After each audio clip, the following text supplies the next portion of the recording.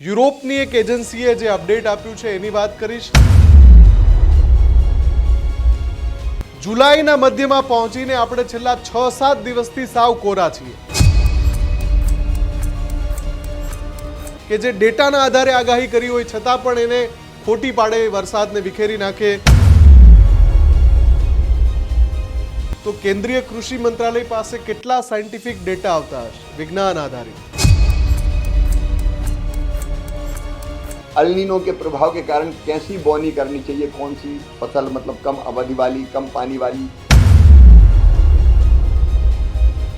हमने लगभग 1.25 लाख क्विंटल राष्ट्रीय बीज का एक रिजर्व भंडार रखा है. अल नीनो मॉनिटरिंग सेल और ट्रॉप वेदर बाज ग्रुप लगातार मानसून, बुआई की स्थिति, फसलों की स्थिति और बाजार की स्थिति पर नजर रखे हुए हैं. હજુ સુધી તમે અમારી ચેનલને સબસ્ક્રાઇબ નથી કરી તો અત્યારે જ ન્યૂઝરૂમ ગુજરાતને સબસ્ક્રાઇબ કરો, ફેસબુક અને ઇન્સ્ટાગ્રામ પર ફોલો કરો.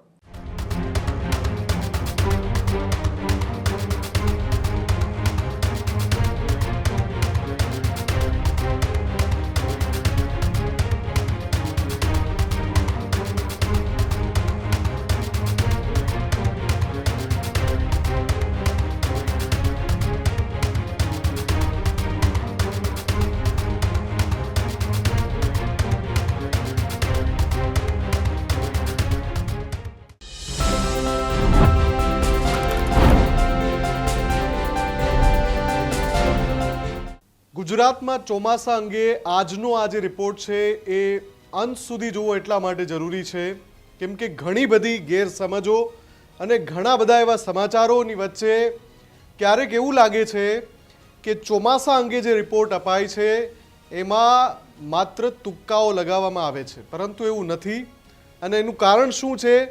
યુરોપની એક એજન્સીએ જે અપડેટ આપ્યું છે એની વાત કરીશ. સાથે કેન્દ્રીય કૃષિ મંત્રી શિવરાજસિંહ ચૌહાણે જે કહ્યું છે એ પણ મારે આપને સંભળાવવું છે. અને એની સાથે સાથે જે હવામાન એજન્સીઓ છે એ અને હવામાન નિષ્ણાંતો જુલાઈના મધ્યમાં આપણે પહોંચ્યા છીએ ત્યારે ચોમાસા અંગે, ખાસ કરીને ગુજરાતમાં ચોમાસા અંગે શું કહી રહ્યા છે એ સાંભળવું અને સમજવું ખૂબ જરૂરી છે. સૌથી પહેલાં તો જૂન મહિનામાં ચોમાસું, જે નૈઋત્યનું ચોમાસું છે એ કેરળથી પ્રવેશ કરીને જૂનના મધ્યમાં ગુજરાતમાં પ્રવેશે છે એવું આપણે લગભગ ઘણા વર્ષોથી જોતા આવ્યા છીએ. આ વખતે જૂનની શરૂઆતમાં જ ન્યૂઝરૂમે અહેવાલ દર્શાવ્યો હતો કે સુપર અલનીનોની અસરના કારણે એવું બની શકે છે કે ચોમાસું ગુજરાત સુધી મોડું પહોંચે. થયું પણ એવું. તેલંગાણા પાસે ચોમાસું 14 દિવસ સુધી અટવાઈ ગયું. પછી જ્યારે ગુજરાતના કાંઠે પહોંચ્યું, પ્રવેશ કર્યો તો વળી પાછું અટવાઈ ગયું, આગળ વધે જ નહીં. 8 દિવસ સુધી એવું થયું. અંતે જૂનનો અંતિમ દિવસ આવી ગયો, ત્યાં સુધી ગુજરાતમાં ચોમાસાએ ક્યાંય હાજરી નહોતી પુરાવી. હવે જે વાત કરવાનો છું એ ખૂબ જ અગત્યની છે. જુલાઈના મધ્યમાં પહોંચીને આપણે છેલ્લા 6-7 દિવસથી સાવ કોરા છીએ, ક્યાંય વરસાદ નથી પડી રહ્યો. પણ અંતિમ 15 દિવસમાં શું થવાનું છે એની સાથે સાથે ઓગસ્ટ મહિનામાં, સપ્ટેમ્બર મહિનામાં અને ઓક્ટોબર મહિનામાં ચોમાસાની શું સ્થિતિ થવાની છે. ખૂબ જ મોટું અપડેટ આવ્યું છે European centre for medium range weather forecast એજન્સીનું. આ જે એજન્સી છે એ 5મી એવી એજન્સી છે જેણે ભારત માટે, ભારતના ચોમાસા માટે અને એમાં પણ ખાસ કરીને ગુજરાતના ચોમાસા માટે બહુ મોટી આગાહી કરી છે. આગાહી શબ્દ આજકાલ ચર્ચામાં પણ ખૂબ છે.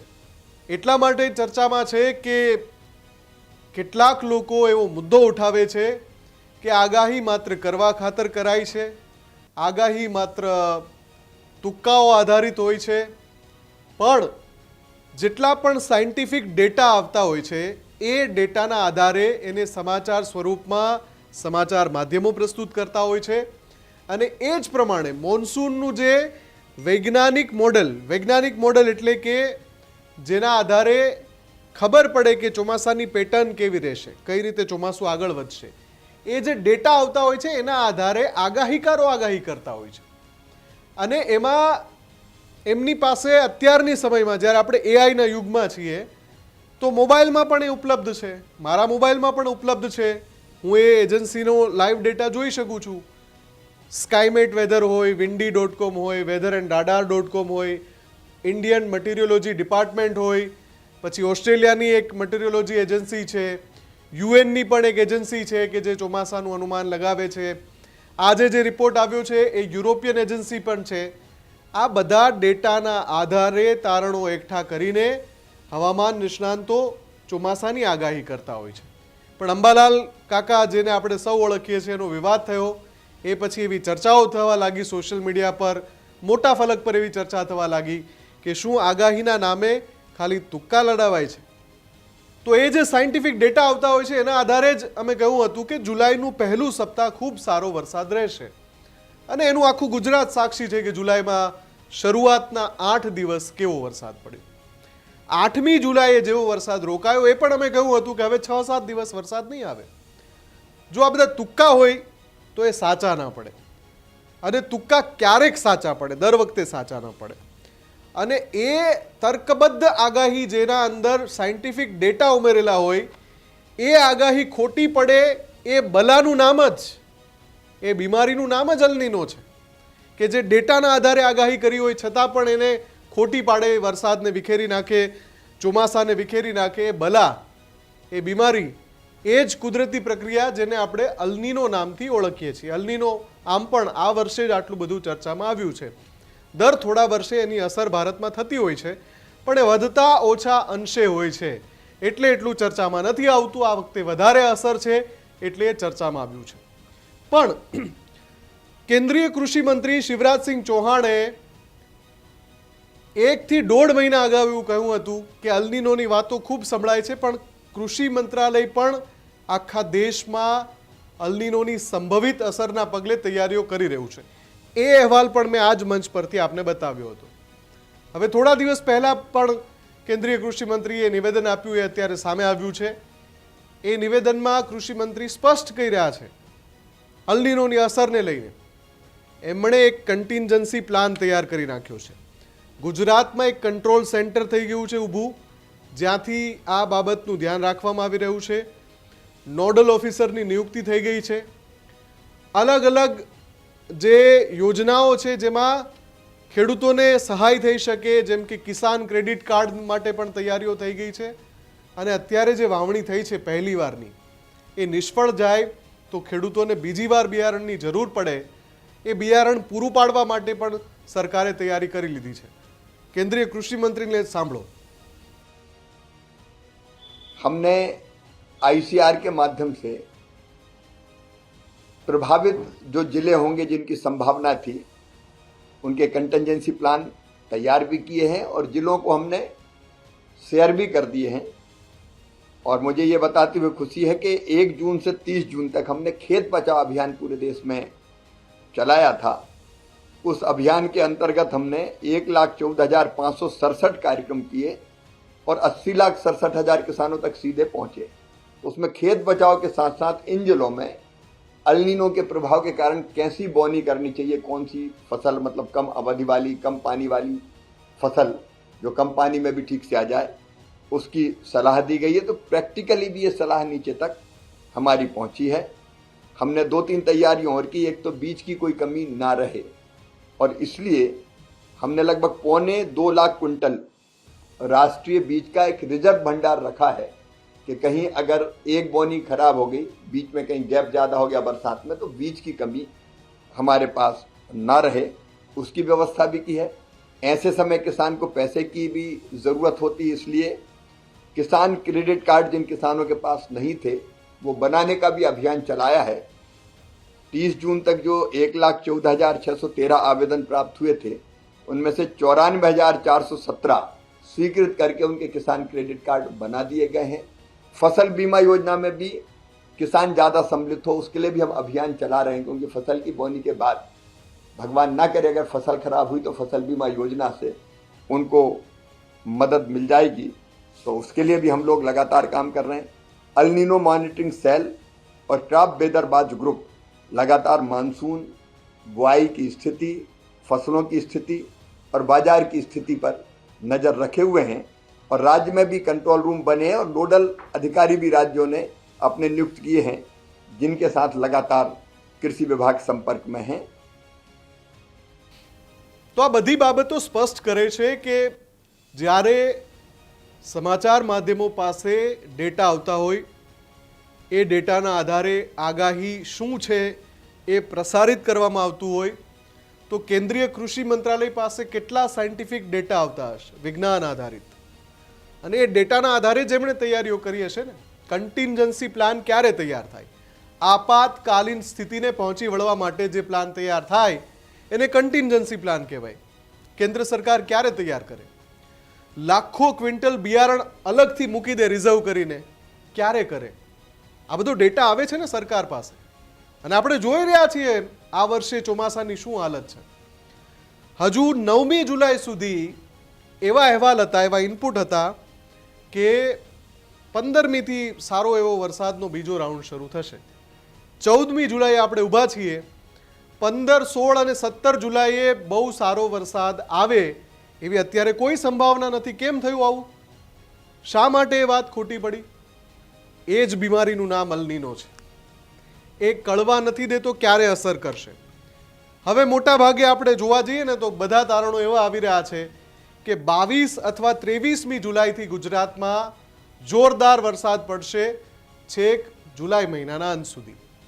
પણ એમાં પણ આ યુરોપિયન એજન્સીનો જે ડેટા આવ્યો છે એ એટલો ચિંતાજનક છે. પણ એને માનવો કે ન માનવો જે તે વ્યક્તિના હાથમાં છે. ડેટા એવો આવ્યો છે કે ઓગસ્ટ, સપ્ટેમ્બર ને ઓક્ટોબર 3 મહિના અલ નીનો હેરાન કરશે ભારતને. ભારતના ઘણા બધા રાજ્યોના નામ પણ યુરોપિયન એજન્સીએ લીધા છે, અને એમાં 3 પ્રમુખ રાજ્યો જે છે એમાં ગુજરાતનું નામ છે. મહારાષ્ટ્ર છે, એમાં રાજસ્થાન છે અને ગુજરાત છે. આ સિવાય મધ્યપ્રદેશ પણ છે, તેલંગાણા પણ છે, આંધ્રપ્રદેશ પણ છે, કર્ણાટકા પણ છે. તમે વિચારો, યુરોપની એજન્સી ગુજરાતના સહિત આજુબાજુના પડોશી રાજ્યોના નામ દઈને કહેતી હોય કે ઓગસ્ટ, સપ્ટેમ્બર ને ઓક્ટોબરમાં અલ નીનોની અસર આ બધા રાજ્યોને બહુ થવાની છે. તો એમની પાસે ડેટા તો હશે ને, કોઈ એક સ્ટેટ, કોઈ એક દેશના, કોઈ એક રાજ્યનું નામ એમનેમ તો નહીં લીધું હોય. બીજી સૌથી અગત્યની વાત, એમણે 3 વિષયોને હાઇલાઇટ કર્યા છે યુરોપિયન એજન્સીએ. એમણે કહ્યું છે કે આ જે વરસાદની જે ઘટ છે એ ઘટ જુલાઈ મહિના સુધીમાં 30% જેટલી છે. હજુ આગળ જો જઈએ તો ઓગસ્ટ, સપ્ટેમ્બર, ઓક્ટોબરમાં અલ નીનો એટલો જ અસર કરે નેગેટિવ રીતે તો કાપ બહુ વધારે હશે વરસાદમાં. અને એ વરસાદની જે ઘટ છે એના કારણે પરિસ્થિતિ શું પેદા થશે? સૌથી પહેલાં ખરીદ પાકને નુકસાન થવાનું છે, એટલે ખેડૂતોને સીધી રીતે નુકસાન થવાનું છે. બીજી જે સૌથી મહત્વની વાત છે, ઘાસચારાને નુકસાન થવાનું છે. ઘાસચારો જે માત્રામાં 110% વરસાદ પડતો હોય ને ઉગે એટલો નહીં થાય જો 80% જેટલો જ વરસાદ પડે તો ઘાસચારો ઓછો થાય એટલે પશુપાલકો હેરાન થવાના છે.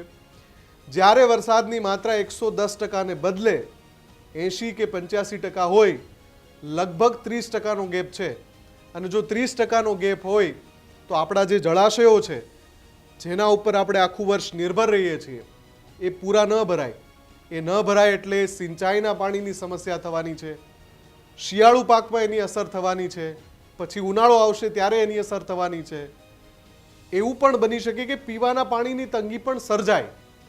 પણ આ બધું જો અને તો ઉપર છે. આપણે આશા રાખીએ છીએ કે ઇન્ડિયન ઓશન ડાયપોલ, જેને આઈઓડી કહે છે શોર્ટમાં, ઇન્ડિયન ઓશન ડાયપોલ એક એવી કુદરતી પ્રક્રિયા છે કે જે અલ નીનોનો સામનો કરી શકે છે. એ ઓગસ્ટમાં પરિસ્થિતિ બદલી શકે છે, ઓગસ્ટમાં ખૂબ વરસાદ પડે એવું પણ બને. પણ આ બધું જો અને તો ઉપર નિર્ભર છે. કુદરતની જે આખી પરિસ્થિતિ છે એને કોઈ 100% એક્યુરેટ નથી જોઈ શકતું. અનુમાન લગાવી શકાય છે. ફોરકાસ્ટ એટલે શું? આગાહી એટલે શું? અનુમાન છે. 100% એવું થાય તો પછી જે દર વર્ષે ચોમાસામાં હજારો જિંદગી જાય છે, લોકોના જીવ જાય છે, એવું થાય જ નહીં. રોકી જ શકીએ આપણે એને? આપણને ખબર જ નથી પડતી ક્યાં વાદળ ફાટશે.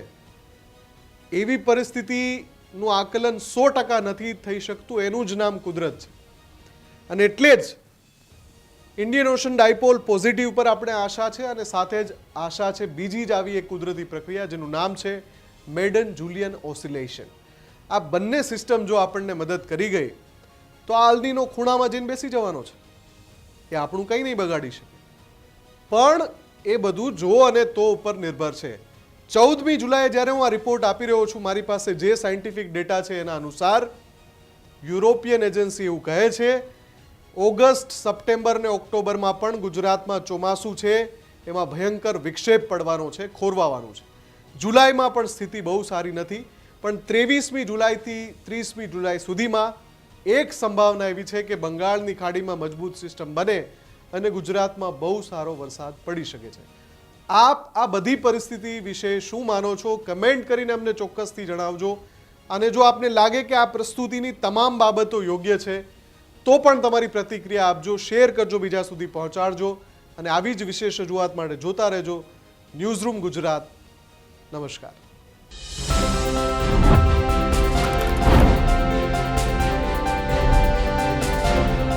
ખેડૂત ભાઈઓ છે ખેતરમાં ડ્રોન ઉડાવતા હોય છે ત્યારે આપણે એક પ્રશ્ન સતાવતો હોય છે કે જે આપણે અત્યાર સુધી જીપીએસ ટેકનોલોજીવાળા ડ્રોન વાપર્યા છે, જેથી કરીને મોબાઈલ ટાવર છે અથવા તો હાઈ ટેન્શન લાઇન પસાર થતી હોય, કોઈ વૃક્ષો હોય, ત્યારે જે જીપીએસ ટેકનોલોજીવાળા ડ્રોન છે એમાં ટકરાય અને ટ્રેસ થાય છે. પણ એગ્રીવન લાવ્યું છે જીએનએસએસ ટેકનોલોજી ડ્રોન, જેથી કરીને એ ડ્રોન છે એ કોઈ જગ્યાએ ટકરાય નહીં, પોતાની રીતે જ ડિસિઝન લે છે અને મૂવ થઈ જાય છે, જેથી કરીને જીએનએસએસ ટેકનોલોજી ડ્રોન છે એ વાપરવાનો આગ્રહ રાખો. ત્યારે જ ન્યૂઝરૂમ ગુજરાતની યુટ્યુબ ચેનલને સબસ્ક્રાઇબ કરો અને ઇન્સ્ટાગ્રામ અને ફેસબુક પર ફોલો કરો. અપડેટ રહો, સત્યની સાથે રહો.